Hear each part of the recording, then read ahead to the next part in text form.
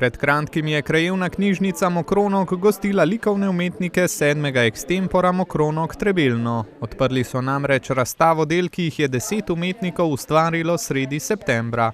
Razglasili so tudi najboljša dela po mnenju strokovne komisije. Bronasto priznanje so podelili Vidi Cizelj, srebrno Jožetu Šterku, zlato priznanje in nagrado za najboljše delo pa je prejela Dušanka Prah. Tega sploh nisem pričakovala. Udeležujem se srečanj likovnih in sem bila prav vesela, da sem sodelovala na Žalostni gori. Bilo je izredno lepo, zelo dobra organizacija in zelo lepa druščina. In pohvalim tudi mentorja oba, Ano Cajnko in Praznika. Pri tej odločitvi smo bili vsi trije, ki smo bili v komisiji, soglasni, to moram poudariti. Vendar smo cincali res dolgo, vse ni bilo veliko slik, ampak smo res cincali, katera ima prednost in katera bo v rangu razvrščena od 1. do 3. mesta.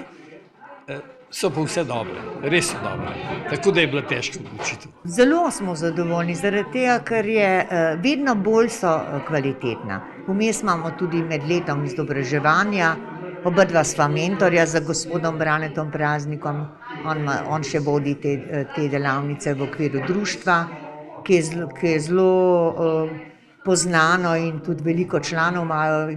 Jaz vodim na drugi strani, imam delavnice preko javnega sklada.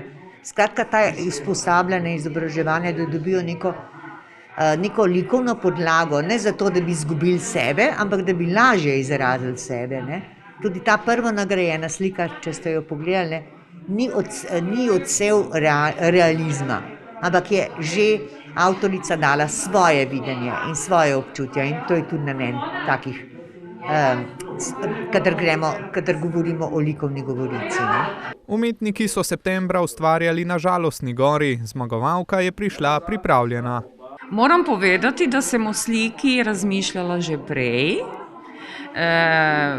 Naredila sem si eno skico, moje videnje cerkve, normalno fotografije sem pogledala na internetu, priznam, in razmišljala o tem, kaj ljudje čutijo, ko gredo na to božjo pot ali k srečanju z resnico ali samim seboj.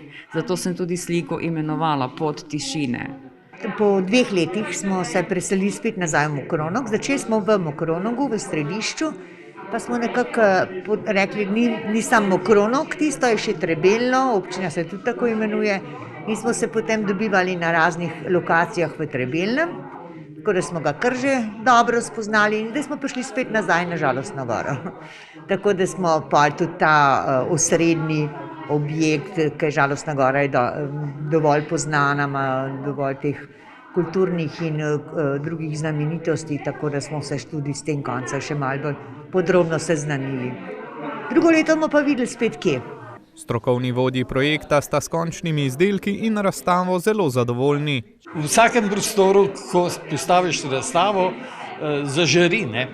To je nekaj posebnega in jaz pogosto rečem, da v prostoru sliko pogosto srečamo kot sliko, večkrat srečamo kot svojega partnerja. To pa pomeni na drugi strani, da so zelo pomembne te razstave in tudi ta razstava v knjižnici. Upam, da bomo to še nadaljevali. Se mi zdi, da je zelo malo slik, ki bi zanje lahko rekli, da so diletantske. So korektne in se vidi, da so doživete in to je tisto, kar nas vodi in k čemu stremimo. Veseli pa ju tudi, da na ekstempore prihaja vse več umetnikov in ne samo lokalnih.